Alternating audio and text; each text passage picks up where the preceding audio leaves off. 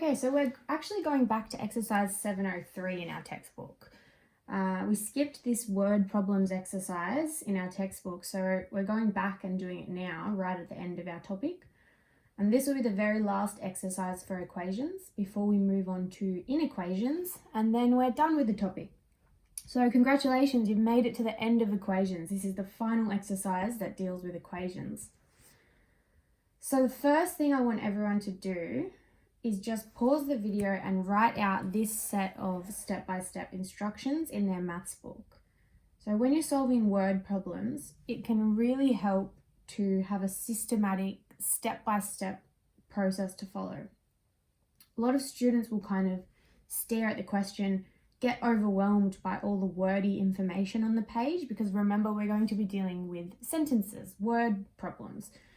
So it can be overwhelming because there's a lot to take in, and we're not used to doing maths in sort of English terms. We're used to looking at equations in mathematical terms with mathematical symbols and really specific language telling us what to do. But in this case, we sort of have to translate from English to maths. So breaking it down into these simple steps can actually make it a lot less confusing. So let's just pause the video and write down these steps under the heading Word Problems Using Equations in our maths book.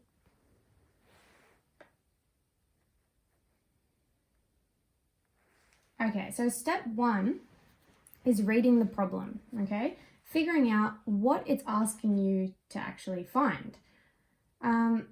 Often you can find this information right at the end of the problem where they ask you a question. So for example, they might say, find the weight of the oranges, or find Sally's age. So this part is all just about reading the question carefully and paying attention to what it is that you actually need to find to answer the question. So that's pretty easy. Then step 2, this is just assigning a variable to the unknown quantity. So whatever you need to find, what you found in step 1, that's your unknown, okay? So give it a variable. If you need to find the weight of the oranges, you might say, okay, well, W is going to represent the weight of the oranges in my equation. If they're asking you to find Sally's age, you might say, okay, S is going to represent Sally's age in my equation. And you can write this down on your page. So S equals Sally's age, or W equals the weight of the oranges. So this is pretty easy as well. Once you've done step 1, this just follows on naturally, and you can use any variable that you like. Often I like to use a letter that sort of reminds me of what it represents. So if it's weight, I use W. If it's Sally's age, I use S. But you can use any variable you like. A lot of the time people will use X because they're used to working with X in equations. Okay, step 3. Now this is where students tend to have the most trouble. Okay, this involves extracting any important information out of the question. So it's really just about reading the question slowly and taking out all the important information that they give you in the question. But all the information that you need to create an equation will be there in the question somewhere. So once you have all that information, you should be able to form an equation. So step 3, reread the question using any important information to form an equation. So you'll have an expression on the left-hand side and an expression on the right-hand side, and there'll be an equals sign in the middle. And in the question, usually a dead giveaway for an equals sign is if they say is, okay? They say the weight of the oranges is double the weight of the apples. And then you know that is represents an equal sign in the middle. So this is the part that students struggle with the most, but really, the only way to get really good at it is lots and lots of practice with lots of different types of word problems. Once you've done that, it's easy from there on. Step 4 is just solving the equation. Once you've got your equation from step 3, you just need to solve it. And that's easy. You guys are pretty confident with solving equations now. You can even rearrange equations with all variables and no numbers. So from here on, it's super easy. Step 5 is answering the question. So be careful here. It's a good idea to go back and reread the question again, because sometimes the solution to the equation isn't the answer to the question yet. So it might help you with the answer, And sometimes it is the answer. Most of the time it is the answer. But sometimes you might have to do another small task before you have your final answer to answer the question. So pay attention to the question. Make sure you double check what the question's asking you before you answer it. But that's pretty easy as well. That's just making sure you're giving the right answer. But you've done all the hard bit. The hard bit is really just step 3. And step 6, I've just put this in here, check your solutions, okay? Remember, with these questions, you can always go back and check whether your answer makes sense in the context of the question. So if it makes sense, chances are you got the right answer. If it doesn't make sense and it doesn't work, then you might have made a small mistake or written the wrong equation. So you might have to go back and see where you went wrong. So there are our steps. Everything is really, really straightforward. The only part that's tricky is extracting all the important information to form an equation. Forming an equation is actually pretty easy too. We know that things like of in English means multiplication in mathematics. So if you see the word of, you know that you're probably going to be using the multiplication operation. We know that less than means subtraction. We know that is means equals. So it's pretty easy to write the word problem in the form of an equation. But what's tricky is using all of the important information, reading the question and making sure you use all of the important information. You don't want to leave any information out, otherwise you won't have a proper full equation and you won't be representing the question properly. So yeah, lots of practice will help us with this step. Everything else is pretty straightforward.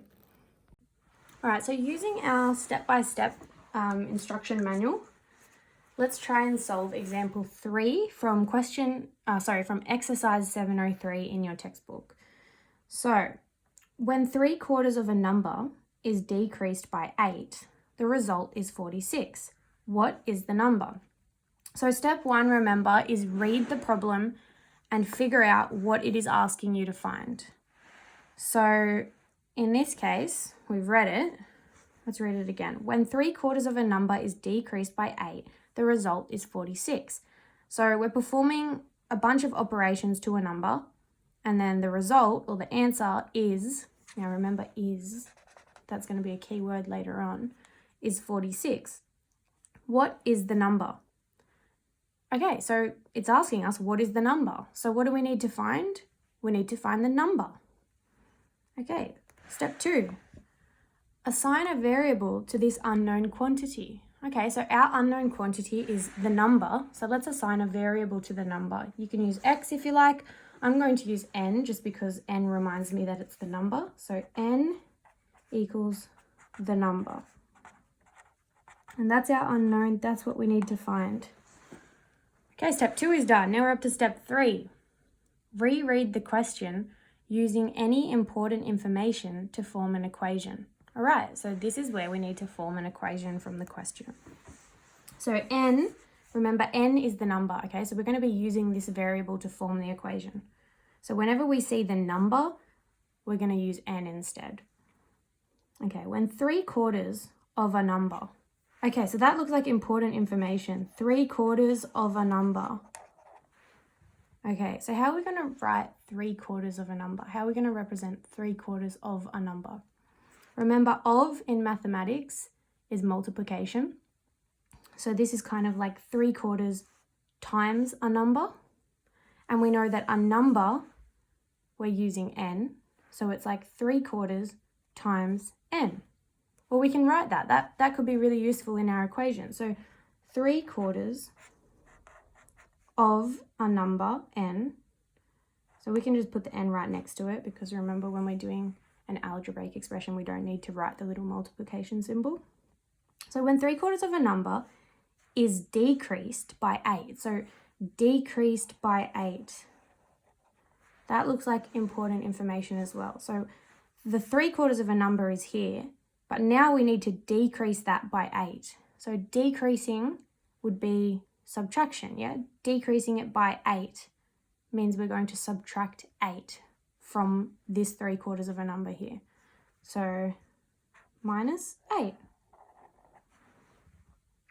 So this is us taking out all the important information from the question to try to form an equation, a mathematical equation.